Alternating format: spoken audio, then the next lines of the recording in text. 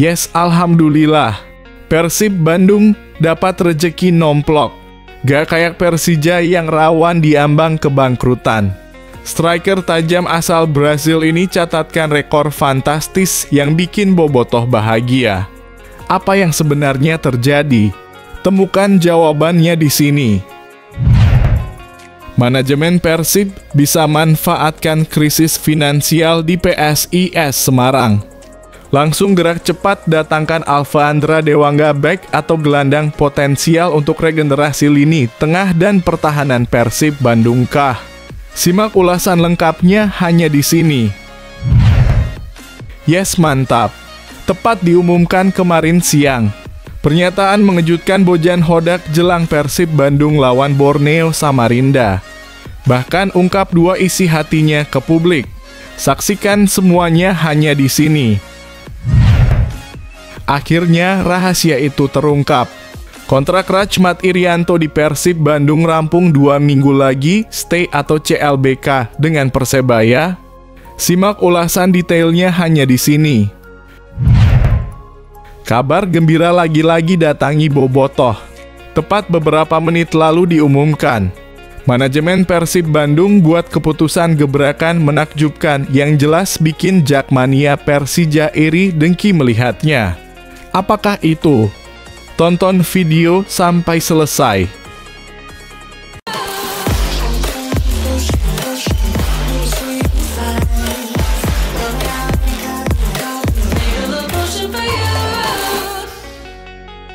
Mohon subscribe channel YouTube ini supaya gak ketinggalan berita Persib Bandung. Yes, alhamdulillah. Persib Bandung dapat rejeki nomplok. Gak kayak Persija yang rawan diambang kebangkrutan. Striker tajam asal Brasil ini catatkan rekor fantastis yang bikin bobotoh bahagia. Apa yang sebenarnya terjadi? Temukan jawabannya di sini. Ciro Alves, penyerang Persib Bandung, kini menjadi yang terdepan dalam daftar pemain dengan dribble sukses terbanyak di Liga 1 2024/2025. Dengan 22 dribble sukses dari 26 pertandingan, Ciro membuktikan kualitasnya di lapangan hijau. Kemampuan dribble Ciro memang luar biasa seperti yang dikutip dari laman resmi Liga Indonesia Baru. Tidak hanya jago menggiring bola, Ciro juga sangat berbahaya di depan gawang berkat akurasi tembakannya yang tajam. Di posisi kedua ada gelandang Dewa United FC, Ricky Kambuaya, yang telah berhasil mencatatkan 21 dribble sukses dalam 20 pertandingan. Kambuaya dikenal sebagai pemain yang tenang dan cerdik dalam menggiring bola, kemampuan yang memungkinkannya melewati lawan dengan mudah. Selanjutnya ada gelandang Persis Solo, Moussa Sidibe, yang telah sukses melakukan 18 dribble dalam 22 pertandingan. Pemain asal Mali ini memiliki dribble yang sangat bagus, didukung kelincahan dan kecepatan larinya yang luar biasa. Di peringkat keempat, Gali Freitas dari PSIS Semarang mencatatkan 18 dribble sukses dari 24 pertandingan. Meski tubuhnya tidak sebesar pemain lain, Freitas justru memanfaatkan kelincahan dan kecepatan dalam menggiring bola dengan sangat efektif. Terakhir ada penyerang Dewa United Alexis Mesidoro yang menempati posisi kelima dengan 17 dribble sukses dalam 23 pertandingan. Pemain asal Argentina ini juga dikenal memiliki kemampuan dribble yang tidak kalah baik. Siapa pemain dribble terbaik menurut kalian? Apakah Ciro Alves layak mempertahankan posisinya? Yuk beri komentar kalian di bawah. Manajemen Persib bisa manfaatkan krisis finansial di PSIS Semarang. Langsung gerak cepat datangkan Alfandra Dewangga back atau gelandang potensial untuk regenerasi lini tengah dan pertahanan Persib Bandung kah? Simak ulasan lengkapnya hanya di sini. Gelandang bertahan PSIS Semarang, Alfandra Dewangga, sempat menjadi sorotan setelah namanya menghilang dari daftar skuad PSIS Semarang dalam beberapa pertandingan di Liga 1 2024-2025. termasuk melawan Persija Jakarta dan Persebaya Surabaya. Kepergiannya dari daftar skuad PSIS ini semakin menambah spekulasi terkait masa depannya. Dengan rumor yang berkembang menyebutkan bahwa Dewangga sedang kebingungan dalam memilih antara dua klub besar Persib Bandung atau Persija Jakarta. Dari berbagai kabar yang beredar, tampaknya Persib Bandung bisa menjadi pilihan terbaik bagi Alfeandra Dewangga. Bergabung dengan Persib bisa memberi kesempatan bagi Dewangga untuk langsung tampil, mengingat peran Deddy Kusnandara yang absen lama karena cedera, membuka peluang bagi Dewangga untuk mendapatkan menit bermain lebih banyak. Alfeandra Dewangga sendiri sudah membuktikan kualitasnya bersama PSIS Semarang. Musim ini Dewangga telah tampil dalam 23 pertandingan, mencatatkan 1 gol dan 2 assist. Secara keseluruhan Dewangga telah menorehkan 6 gol dan 4 assist dari 100 pertandingan bersama PSIS Semarang, menunjukkan ketajamannya sebagai bek. Di Timnas Indonesia, Dewangga juga punya peran penting, ikut berkontribusi dalam kemenangan Timnas di SEA Games 2023 dan menempati posisi ketiga di SEA Games 2022. Statistik karier Dewangga yang cemerlang ini baik di level klub maupun tim nasional tentu menjadikannya pemain yang sangat diinginkan oleh banyak klub, termasuk Persib Bandung. Apalagi dengan kemampuannya yang sudah terbukti di level domestik dan internasional, manajemen Persib mungkin akan mempertimbangkan Dewangga sebagai tambahan yang solid untuk lini pertahanan mereka. Lantas dengan melihat performa Dewangga yang luar biasa, apakah manajemen Persib Bandung akan segera bergerak untuk mendatangkannya?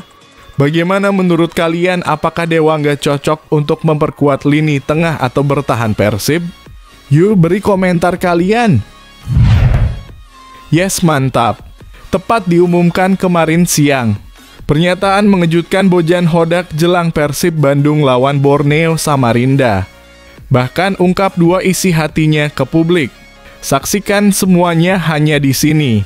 Pelatih Persib Bojan Hodak memberikan apresiasi tinggi atas pemanggilan dua pemainnya, Kevin Mendoza dan Gervane Kastaner, untuk membela tim nasional masing-masing pada jeda internasional bulan Maret 2025. Kevin Mendoza yang telah menjadi bagian penting dari tim mendapatkan panggilan dari tim nasional Filipina untuk menjalani pertandingan kualifikasi Piala Asia 2027. Pada 25 Maret 2025, timnas Filipina dijadwalkan akan menjamu Maladewa di New Clark City Athletic Stadium. Sementara itu, Gervane Kastaner mendapat panggilan dari tim nasional Curaçao untuk menjalani pemusatan latihan di Turki. Hodak menilai bahwa pemanggilan pemain ke tim nasional tidak hanya memberi dampak positif bagi karier individu mereka, tetapi juga untuk klub. Menurut pelatih asal Kroasia ini, peningkatan di aspek mental, fisik, dan level pertandingan para pemain yang dipanggil akan berpengaruh baik bagi performa mereka di Persib. Ini sangat bagus untuk klub dan pemain ketika mereka dipanggil membela tim nasional. Kevin sudah biasa dipanggil tim nasional Filipina dan Kasta juga bersama Curaçao, ungkap Hodak. Terkait Gervane Kastaner, Hodak berharap pemanggilan timnas ini bisa mempercepat proses adaptasi sang pemain di Persib. Saat ini Kastaner masih dalam tahap beradaptasi dengan klub barunya dan tampil bersama timnas diharapkan dapat meningkatkan kepercayaan dirinya. Tapi untuk dia, Kastaner masih dalam proses adaptasi bersama klub baru dan saya harap dia bisa lebih banyak bermain bersama klub. Persiapan di bulan Maret ini akan membuat dia bermain lebih baik untuk klub dan tim nasional, tambah Hodak. Apakah pemanggilan ini akan memberikan dampak signifikan bagi performa Kastaner dan Mendoza bersama Persib? Bagaimana menurut kalian, apakah keduanya akan semakin berkembang setelah membela negara mereka? Berikan pendapat kalian di kolom komentar. Akhirnya rahasia itu terungkap. Kontrak Rachmat Irianto di Persib Bandung rampung 2 minggu lagi, stay atau CLBK dengan Persebaya. Simak ulasan detailnya hanya di sini. Kontrak Rachmat Irianto di Persib Bandung akan berakhir dalam 2 minggu lagi, tepatnya pada 31 Maret 2025. Ia menjadi salah satu dari 11 pemain Persib yang kontraknya segera rampung. Pertanyaannya, apakah Irianto akan tetap bertahan di Persib atau kembali ke Persebaya Surabaya? Rachmat Irianto sebelumnya membela Persebaya Surabaya dari musim 2017/2018 hingga 2021/2022. Selama hampir 4 musim, ia tampil dalam 49 pertandingan mencatatkan 3.368 menit bermain dan mengemas 1 assist. Ia menjadi sosok yang dicintai bonek mania berkat kontribusinya yang besar bagi tim. Namun di awal musim 2022/2023, Irianto memutuskan untuk bergabung dengan Persib Bandung. Kini Persebaya Surabaya berpotensi memulangkan Irianto pada musim 2025/2026. Kehadirannya tentu akan memperkuat lini belakang Persebaya, mengingat pengalaman dan pemahamannya terhadap atmosfer bajul ijo. Ia diprediksi akan cepat beradaptasi dengan strategi pelatih Paul Munster. Namun Persib Bandung diperkirakan akan berusaha keras untuk memperpanjang kontrak Rachmat Irianto, mengingat penampilannya yang gemilang bersama Pangeran Biru. Irianto turut andil besar dalam kesuksesan Persib menjuarai Liga 1 2023-2024 dan di musim 2024-2025. Ia juga menjadi andalan tim dengan 16 laga dan 1 assist meski sayangnya ia mengalami cedera yang memaksanya absen hingga akhir musim ini. Sejak bergabung dengan Persib di musim 2022/2023, Irianto telah tampil dalam 74 pertandingan mengemas 5.143 menit bermain, serta mencatatkan 2 gol dan 7 assist. Dengan statistik seperti itu, jelas Persib harus bergerak cepat untuk memberikan perpanjangan kontrak sebelum Irianto dilirik oleh klub lain. Lantas, apakah Persib Bandung akan memperpanjang kontrak Rachmat Irianto? Ataukah ia akan kembali ke Persebaya Surabaya? Bagaimana menurut kalian, apakah Irianto layak tetap bertahan di Persib? Yuk beri pendapat kalian di kolom komentar. Kabar gembira lagi-lagi datangi Bobotoh. Tepat beberapa menit lalu diumumkan, manajemen Persib Bandung buat keputusan gebrakan menakjubkan yang jelas bikin jakmania Persija iri dengki melihatnya. Apakah itu? Tonton video sampai selesai.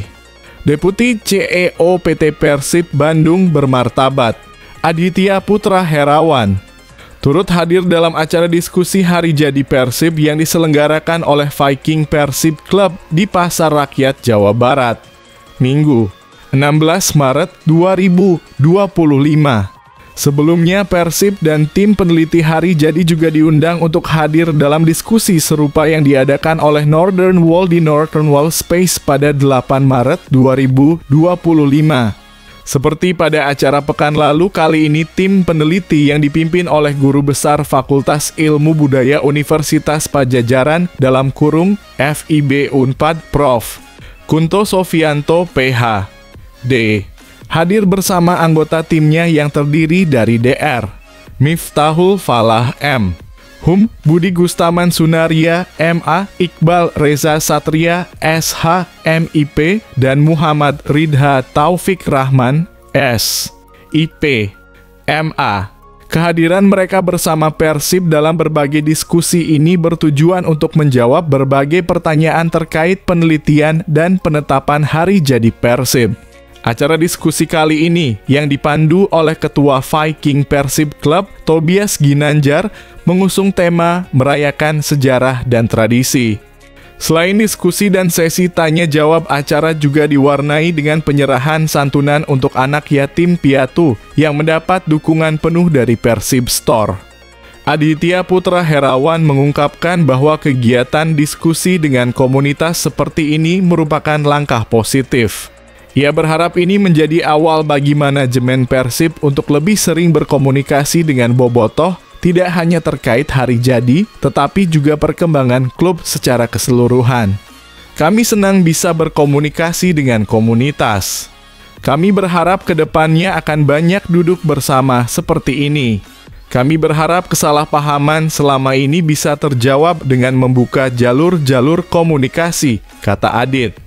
Diskusi semacam ini tentu membuka kesempatan bagi Bobotoh untuk lebih memahami perkembangan Persib dan memberikan pandangan mereka sekaligus mempererat hubungan antara klub dan komunitas pendukungnya. Apa pendapat kalian tentang kegiatan seperti ini? Apakah diskusi lebih banyak dengan Bobotoh akan membantu klub semakin berkembang? Berikan komentar kalian.